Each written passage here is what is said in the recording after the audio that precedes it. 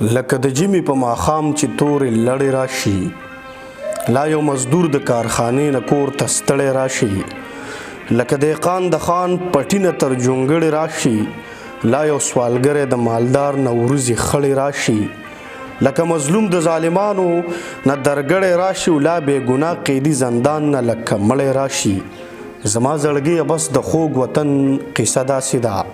د اورېدو نه د قسم دی چې ترخه داسې ده. داسې غریب کر ډیوه سم د ماښامه رپي،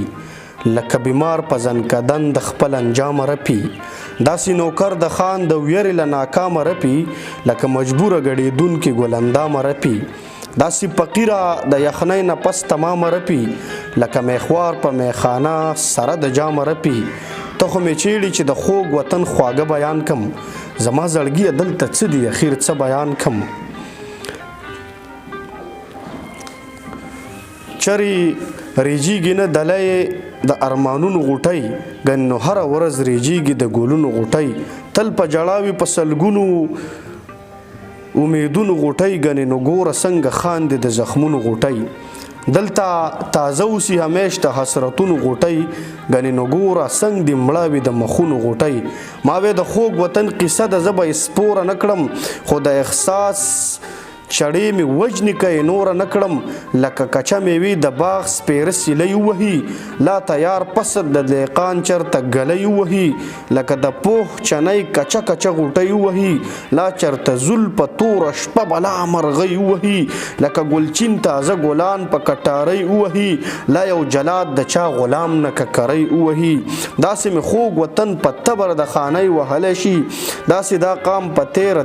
تیره تیغ د امیرۍ والی شي، زما زړګیه داسې تیز وي چې په څه غوسه شوي، جوړ د وطن قصه خوږه نه ده په دې خفه شوي.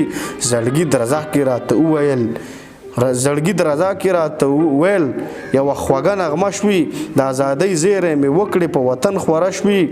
د خوار و زار ولس له ورغلې اول جرګه شوي، بیا د وطن په غلیمانو یوه سره لمبه شوي، چې دا ظلمونه ستمونه ټول ایره ایره شي، بیا به زما د خوږ وطن قصه ایله خوږه شي. دغه زمونږ د ډېر محترم مشر شیر علي باچا چې د مردان د سیمې سره تعلق ساتي، هغه یو ډېر پخوانی نظم چې هغه په هغه وخت کې هم د حالاتو ډېره ښکلې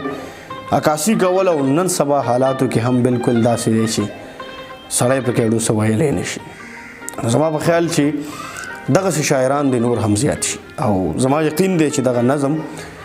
که هر څومره ما ته په یاد نه ما د دې موبایل نه ویلو، خو زما یقین دی چې ستاسو به ډېر زیات خوښ شوی. آباد او ښاد اوسئ.